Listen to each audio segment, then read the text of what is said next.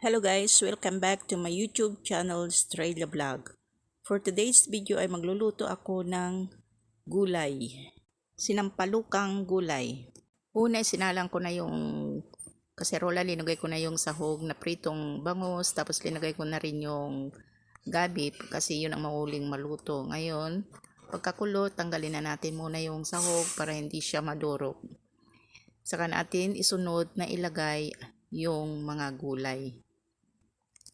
Yung mga gulay na ilinagay ko guys ay ito, sigarilyas, sitaw, saka yung singkamas. Ayan guys, luto na yung gabi kaya pwede na nating isunod yung mga gulay. Dahil katatapos lang ang New Year, kaya ang sunod nating ulamin naman ngayon ay mga gulay at mga isda.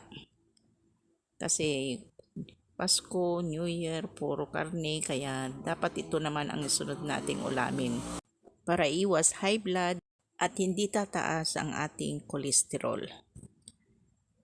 Kung sakaling nabot mo ang puntong ito, that means nagustuhan mo ang aking video. Kaya wag mo sanang kalimutang pindutin ang subscribe button at paki-like and share mo na rin para mapanood din ng iba. Ayan guys, pwede na nating ilagay yung sinigang mix. Kasi mas masarap kung may asim ito. Sana guys, may natutunan na naman kayo sa aking binahaging video. Dumaan lang yung Pasko at New Year, nagtaasan na lahat ang mga bilihin. Sobrang mahal na ngayon guys ang mga bilihin. Kaya tipid-tipid na lang muna tayo. Ayan guys, thank you for watching again and God bless everyone.